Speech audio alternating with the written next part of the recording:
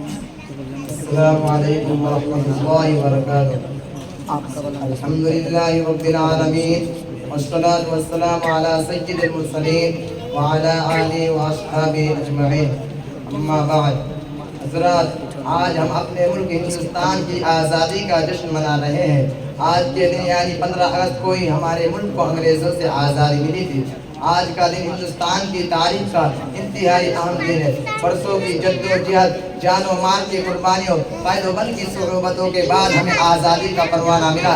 آج 15 اگست کے موقع پر پورے ہندوستان میں جشن آزادی کے تعلق سے پروگرام ہوتے ہیں اور ان میں ہندوستان کی آزادی کی تاریخ بیان کی جاتی ہے، مگر افسوس آج ہندوستان کی آزادی کی جو تاریخ بیان کی جاتی ہے اس میں سچائی اور انصاف کا خون کیا جاتا ہے۔ ہندوستان کی جنگ آزادی کی تاریخ اس وقت تک مکمل ہو ہی نہیں سکتی جب تک اس میں اشفاق اللہ کا نام نہ لیا جائے، جب تک مولانا ابوالکلام رحمۃ اللہ علیہ کا تذکرہ نہ کیا جائے، جب تک مولانا محمد علی جوہر رحمۃ اللہ علیہ کو خراج عقیدت نہ پیش کیا جائے، جب تک ٹیپو سلطان جیسے جوامرد مجاہد کا ذکر نہ ہو۔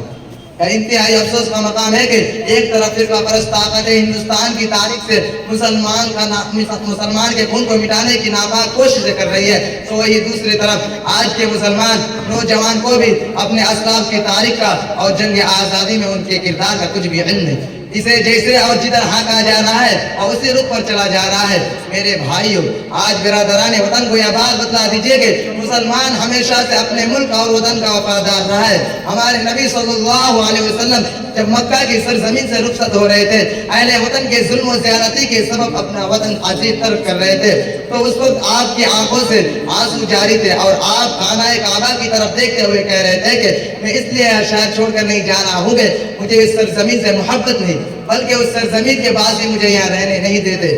میرے بھائیوں، آج یوم آزادی کے موقع پر ہمیں اپنے دل و دماغ کے اندر ایک بار پھر یہ عزم کر لینا چاہیے کہ انشاءاللہ وطن کے لیے کبھی بھی قربانی دینے کی ضرورت پیش آئی، خواہ قربانی ہمیں اپنے مال سے دینی پڑی یا اپنی جان سے، ہم کسی صورت پیچھے ہٹ نہیں ہٹیں گے۔ ہمارے ہی اسلاف ہے جنہوں نے مالٹا کی تنگ و تاریک کوٹریوں میں سب روز گزارے تھے، علماء صادق اور ہمارے ہی اسلاف ہے جن کی کوششوں کی بدولت آج ہم آزاد ہندوستان کی فضا میں سانس لے رہے ہیں۔ اور ساتھ ہی ساتھ ہم وطن کے دوست نما دشمنوں سے یہ بھی کہنا چاہیں گے کہ ہندوستان کی تاریخ سے مسلمان کا نام مٹانا اتنا آسان نہیں ہے۔ ہر دور اور ہر صدی میں جب جب ہندوستان کا ذکر ہوگا، اس کی آزادی کا ذکر ہوگا، کالا پانی کا ذکر ہوگا، جان و مال کی قربانی کا ذکر ہوگا، خود بخود خون مسلم چمکتا ہوا نظر آئے گا۔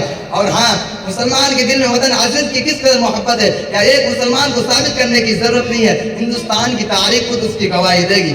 آخر میں بس اتنا ہی کہوں گا کہ ہندوستانی مسلمان اس ملک کی سرزمین سے محبت کرتا ہے، اس کی عبادت نہیں کرتا، اور وطن عزیز کی محبت میں سب کچھ کر سکتا ہے لیکن اس کو اپنا معبود نہیں بنا سکتا۔ ہمارے دور کے ایک شاعر نے وطن کے تعلق سے بڑی بہترین بات کہی ہے، میں تیری محبت میں گرفتار ہوں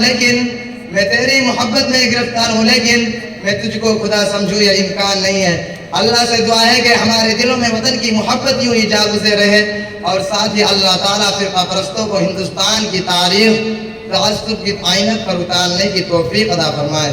آمین۔ ہمارے